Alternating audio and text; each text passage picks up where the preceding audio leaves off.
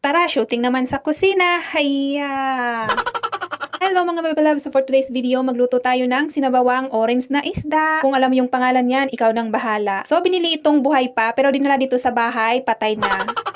At i-share ko sa inyo yung mga tips sa lutong ito mga be. Lalong-lalo sa mga nagbabalak mag-apply papunta dito sa Hong Kong, yung mga first timer. Ang lutong ito ay hindi ginagamitan ng mantika mga be. So yun luya, tapos yan nilagay ko na yung orange fish. At dahil may yellow ito mga be no, medium fire lang talaga para hindi siya masunog. Lagyan ng kaunting tubig. Sa lutong ito mga bebe loves ko, dapat ma-achieve mo yung tamang color or kulay ng sabaw nito. Ilang beses talaga akong pinaluto nito mga bebe loves ko bago ko na-achieve ang ganitong color. So dapat sa soap na ito, ma-achieve natin ang color na gusto ni Lola. Ito ay nagiging white color siya mga be. Imekos-mekos lang natin yan mga be hanggang sa maduro. So kapag ganyan na, lagyan na natin ng tubig. So nakita nyo ba, color white na ang sabaw niya mga be. Ganitong kulay talaga ang gustong-gusto ni Lola. So last time kumain kami sa restaurant, pinakita niya sa akin to be. Kaya gusto niya kapag nagluluto ako ng ganitong sabaw ay dapat color white kasi yun ang paborito daw ng mga Chinese dito sa Hong Kong. Lalong-lalo yung mga matanda, gustong-gusto nila ganito yung kulay ng sabaw ng isda. Ibang-iba sila magluto ng sabaw dito mga be, lalong-lalo na sa mga isda. Hindi nila kinakain ng laman yan be, tangi yung sabaw lang ang kinukuha dyan. Yung ganitong luto mga bebe loves ko, grabe, pasok ito sa short soap. Ganito talaga ang process sa lutong ito mga beno. Ihiwalay natin yung mga buto or laman sa sabaw. At hinugasan ko na nga ito mga bebe loves no. Hindi ko alam ano yung Chinese name nito, pero yung English name is alam ko. So meaning kung alam ko, malamang alam nyo rin.